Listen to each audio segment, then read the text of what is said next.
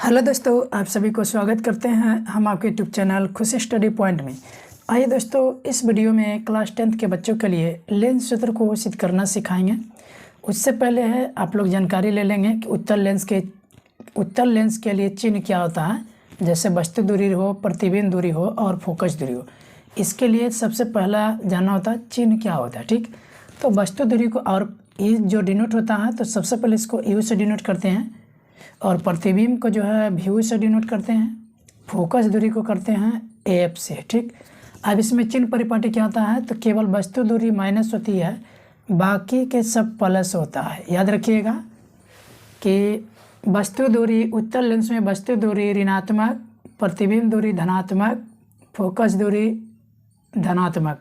केवल वस्तु दूरी ऋणात्मक होती है और प्रतिबिंब दूरी धनात्मक और फोकस दूरी क्या होती है तो धनात्मक। याद रखना है, वस्तु दूरी हमेशा भी तो रखा जाता है बाईं ओर ना, इसलिए माइनस होती है।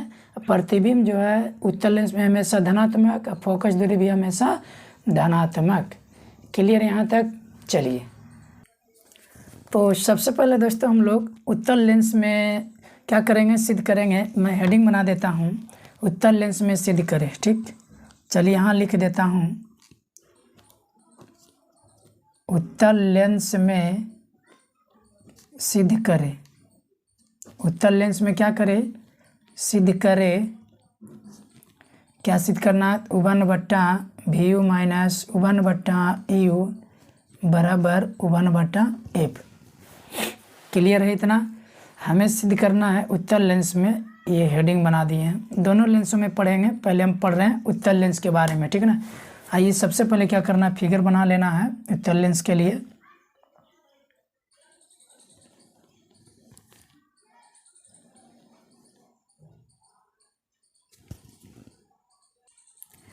तो देखिए इस तरीके से मैंने बनाया। यहाँ पर जो होता है इस बिंदु को बोलते हैं पी, यानी ध्रुव यानी प्रकाशीय केंद्र होता है। ठीक है, अब मान लीजिए कि यहाँ पर हमने वस्तु रख दी है, यहाँ पर क्या है, वस्तु रखा हुआ। तो वस्तु को डिनोट करते हैं ए और बी से। ठीक, अब इस वस्तु से क्या होती है, प्रकाश जाती है इस तरीक़ा से, और एक जो है आपका प्रकाशीय केंद्र से जाती है। ठीक, और ये जो यहाँ से जाती है तो देखिए यहाँ पर ये नाम दे देते हैं, पहले खींच लेते हैं तो नाम देने में बढ़िया होगा। देखिए दोस्तों, यहाँ पर मैंने फिगर ऑलरेडी तैयार कर लिया, और ये किरणें जो मैंने यहाँ से लिए, दो किरणें, एक क्या होता है कि प्रकाशीय केंद्र से होकर जाती है, तो केंद्रीय से जाती है तो ये बिना मुड़ते हुए सीधे निकल जाती है, और ये जब समानांतर जाती है तो F2 से होकर गुजरती है। यहाँ पर भी नाम ले लेते हैं, यहाँ पर लिख देते हैं F1 है, और यहाँ लिख देते हैं 2F1 है। लेंस में दो फोकस होता है, याद रखिएगा, ठीक है ना। और याद रखिएगा जहाँ पर कटते हैं वहीं पर ये वस्तु का प्रतिबिंब बना, ये किरणें जहाँ कटा है, ठीक, ये तीर दे देते हैं, समझ में आ जाएगा। तो जिस भाग पर दो किरणें मिलती है वहीं पर बनता है प्रतिबिंब। तो ये प्रतिबिंब जो है इस तरीक़े से बनता है। ये जो है प्रतिबिंब वस्तु से जो है छोटा बन चुका है, ये वाला और ये वाला। देखने में लग रहा होगा नापा हुआ, पर फिगर हमसे गलती से भी बन सकता है क्योंकि मैंने हाथों से मिला दिया, और इसको ऊपर करते इस तरीक़ा से होता, ये यहाँ पर मिलता है ना, यहाँ से। चलिए कोई बात नहीं है, आपको समझने से मतलब है, कंप्लीट हो जाएगा। तो मैंने इस तरह से फिगर बना दिया। ठीक, आप देखिए इसमें क्या करते हैं, नाम दे देते हैं Mn क्या हो गया, माना कि Mn दर्पण हो गया।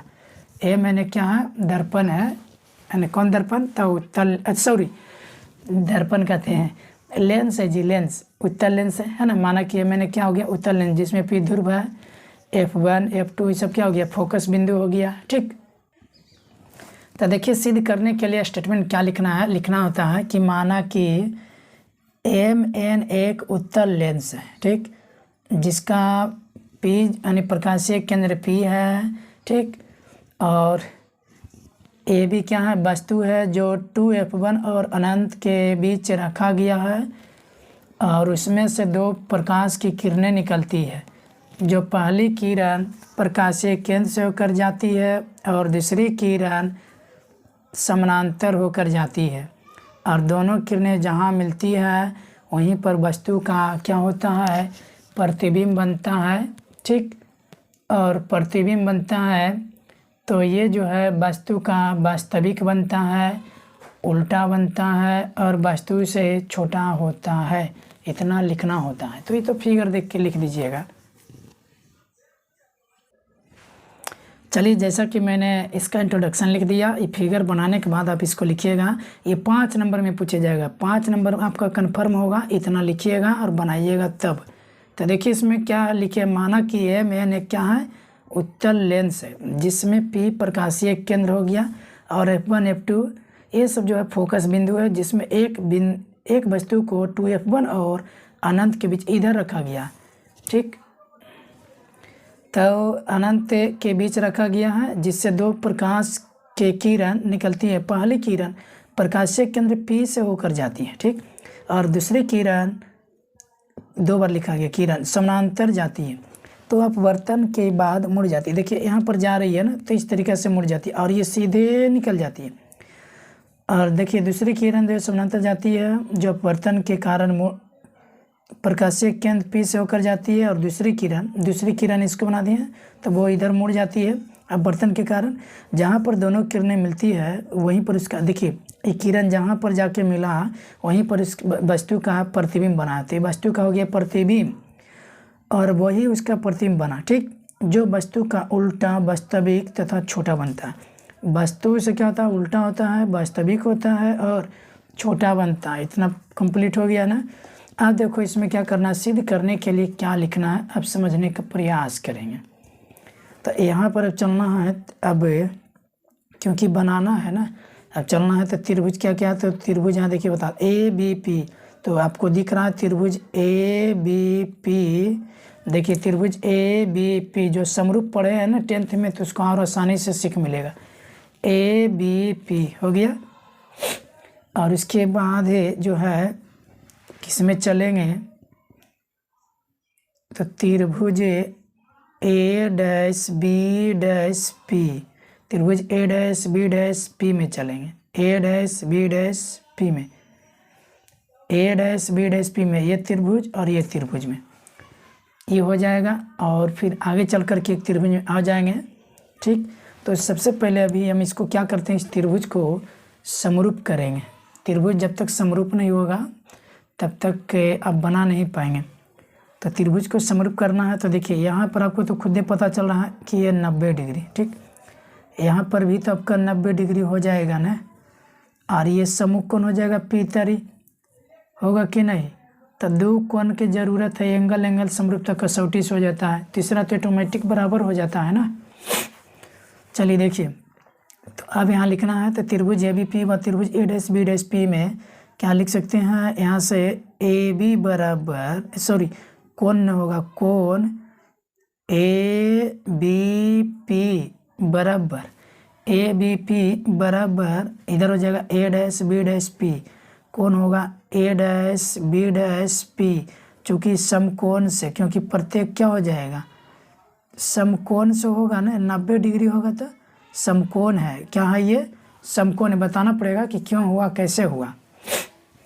अब देखिए उसके बाद ये समूह कोण बना देंगे, तो कोण हो जाएगा BPA बराबर कोण B'-PA', क्या हो जाएगा, समूह कोण, क्या हो गया, समूह कोण। तो देखिए यहाँ तो क्लियर हो गया ना कि चूँकि त्रिभुज आपका क्या हो गया, समरूप हो गया, त्रिभुज ABP समरूप त्रिभुज A'-B'-P, चूँकि कौची से हुआ तो यहाँ बताना पड़ेगा एंगल समरूपता कसौटी से, क्लियर हो गया, कसौटी से। इसलिए जब त्रिभुज समरूप हो जाएगा तो क्या हम इसको लिख सकते हैं ना,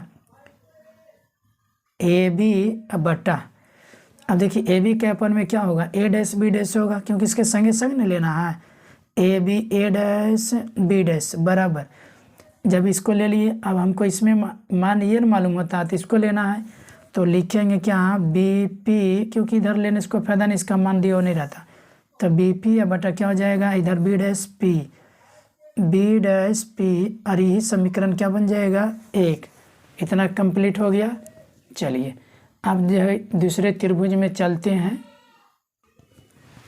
यहाँ पर एक और नाम दे दीजिए त्रिभुज के लिए, ओ है ना, यहाँ पर चर्चा करेंगे इस तरीक़े से बनेगा। तो चलिए अब देखिए हम लोग त्रिभुज किस में चलेंगे, तो मैं बता दूं ओ पी आपका जो है देखिए बन रहा है ओ पी और क्यू, तो यहाँ नाम दे दीजिए ना क्यू, हालांकि F2 भी रहता तो चलेगा, तो यहाँ क्यू दे दिए। तो आपका बन रहा ओ पी क्यू और ए डैश बी डैश क्यू, एक छोटा सा यहाँ त्रिभुज बन रहा, देखिए मैं यहाँ पर और एक यहाँ पर, इस तरीक़े से सामने यहाँ 90 डिग्री हो जाएगा, क्योंकि यहाँ देखिए गौर से देखना है, इसको देखना है।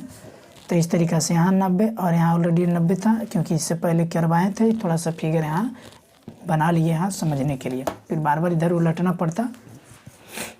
चलिए देखिए यहाँ से त्रिभुज ए बी पी समरूप हो चुका था। अब हम चलेंगे अब त्रिभुज किस में चलेंगे, तो अब त्रिभुज चलेंगे, देखिए ध्यान देना, त्रिभुज ओ पी क्यू व त्रिभुज किस में चलेंगे, तो त्रिभुज ए डैश बी डैश क्यू में, त्रिभुज ए डैश बी डैश क्यू में। अब देखिए इसमें क्या क्या बराबर है, तो ये कोण बराबर होगा कि नहीं, कोण ओ पी क्यू बराबर ए डैश बी डैश पी होगा ना, ए डैश क्योंकि वो 90 डिग्री है, ए डैश बी डैश पी, ये क्या हो गया, तो समकोण हो गया, क्योंकि प्रत्येक 90 डिग्री है समकोण से, यह समकोण है। और एक सम्मुख कोण हो जाएगा इसका, देखिए क्या हो जाएगा, तो कोण ओ क्यू पी बराबर ए डैश क्यू बी डैश, ये क्या हो जाएगा, तो सम्मुख कोण से क्या होगा, सम्मुख कोण से, जो ज्यामिति पढ़े हैं उसको बेहतर तरीक़ा से समझ में आएगा।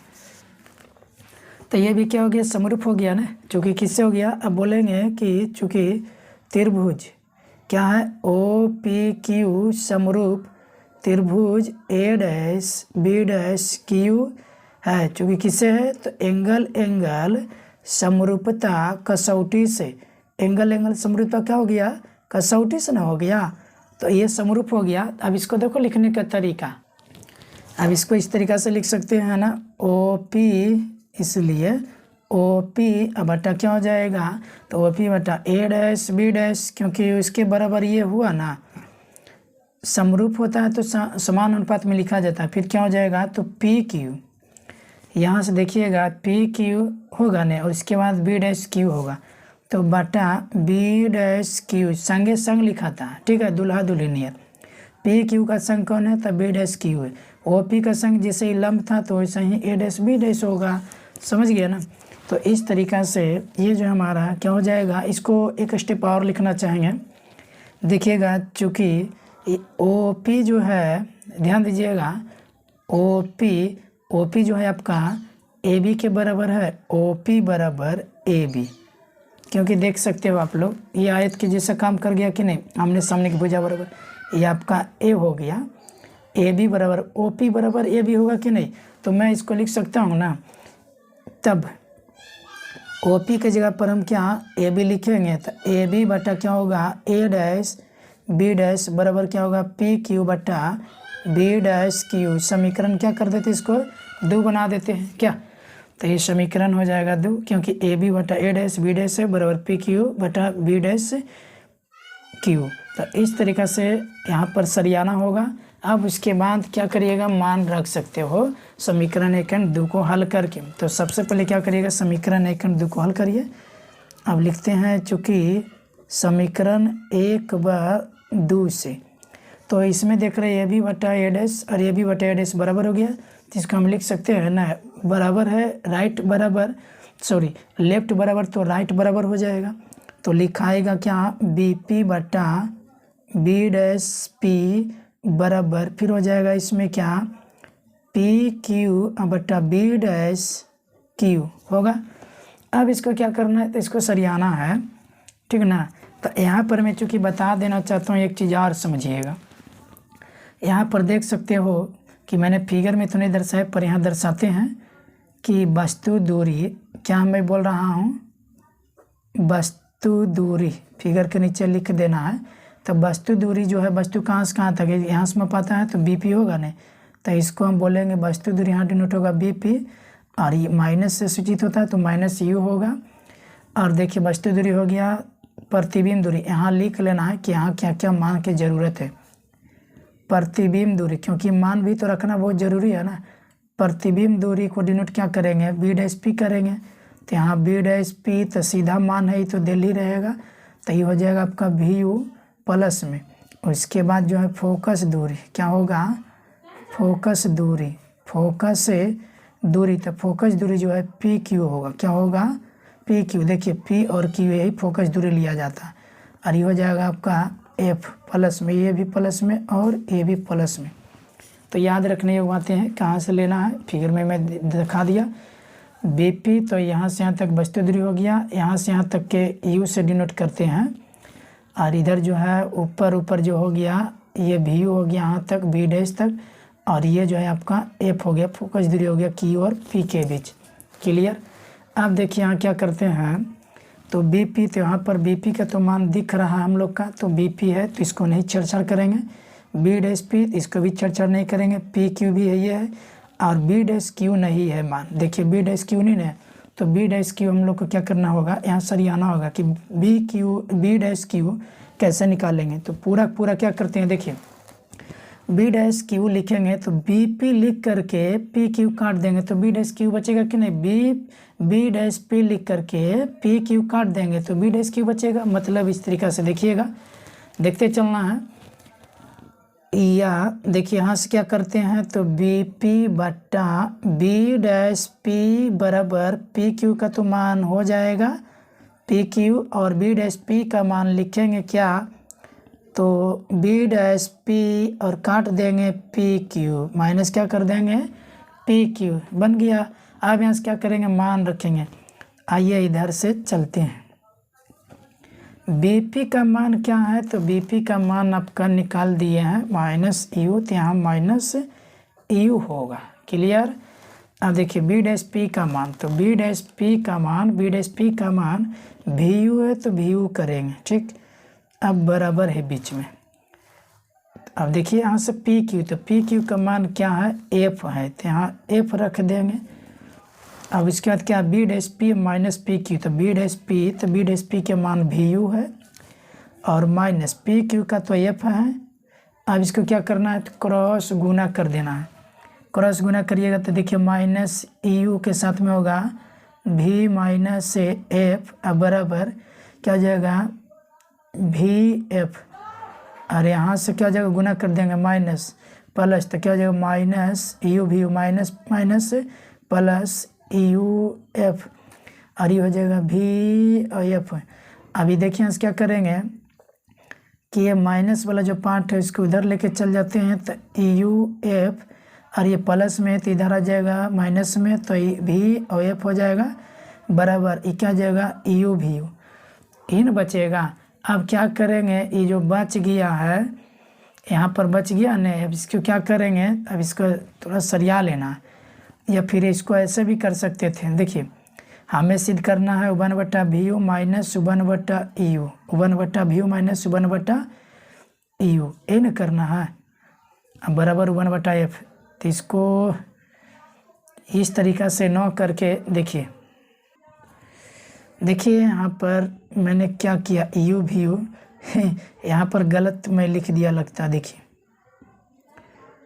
यहाँ पर ये जो गुना हुआ यू भी यू होगा ना, देखिए माइनस यू भी यू, और ये क्या है प्लस यू एफ, रटना नहीं है, और ये क्या है वी एफ है।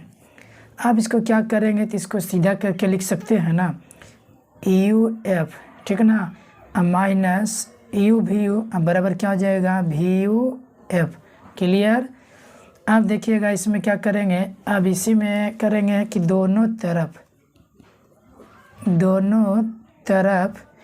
यू भी यू एफ से भाग देने पर, भाग करने पर, याद रखिएगा कंसेप्ट होता है दर्पण में भी, अब इसको भाग कर रहे हैं तो U F minus U V U, अब बट्टा हम क्या कर देंगे यू वी यू एफ, यही होगा ना यू वी यू एफ। अब बराबर यहाँ भी है वी एफ है, यहाँ करेंगे यू वी यू एफ, ऐसा हो गया।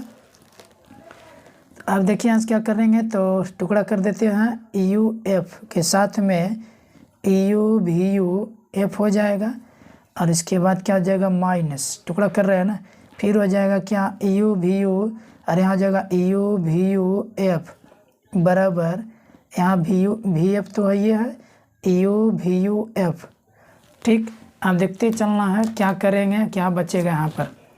देखिए यू से यू क्या हो गया कैंसिल, वी एफ से एफ क्या हो गया खत्म, भी बचा है वन वहाँ ऊपर, यू से यू खत्म, वी से वी खत्म, वन ऊपर में तो एफ नीचे।